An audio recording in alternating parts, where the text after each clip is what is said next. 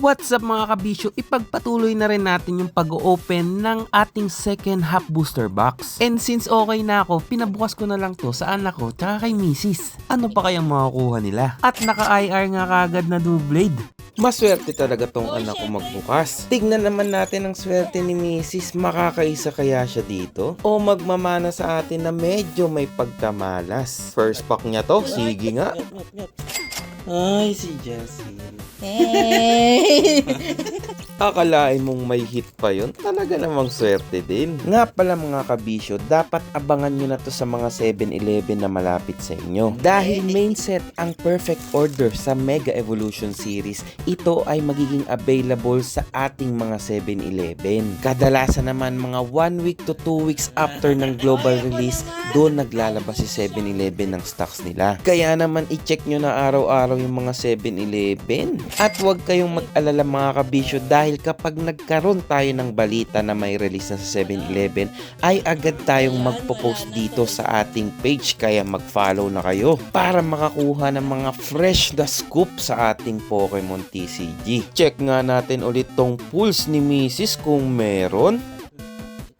Uy, Mega Zygarde. At naka-regular EX pa siya ng Mega Zygarde. Napakagandang playable card niyan. Marami nga rin pala ako nakikita sa Facebook na pangit daw itong series na to. Siguro kaya nila nasabing pangit kasi mura lang yung top chase card dito. Pero para sa mga kolektor at mga naglalaro ng Pokemon TCG, abay jackpot ka talaga sa set na to dahil ang gaganda ng playable.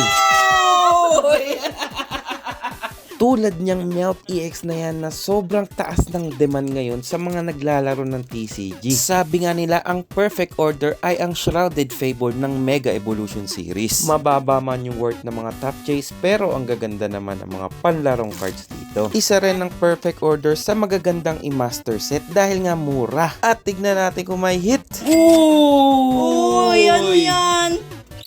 Talonflame, ganda.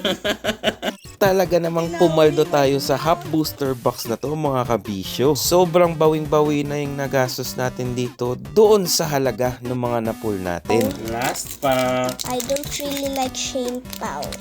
At dumating na nga tayo sa ating last pack dito mga kabisyo. Sana nag-enjoy kayo sa ating opening ng ating half booster box. And i-recap natin yung mga hits na nakuha natin dito sa half booster Full Art box. Yasir, yung SIR Meowth, IR Doublade, IR Talonflame. Meron tayong tatlong regular EX, Ibeltal, Mega Clippable EX, Mega Zygarde EX, at Meowth EX. Apat pala na regular EX. O, diba? Dalawang Pokepads Papas mga special energies. Yun lang. Bye-bye!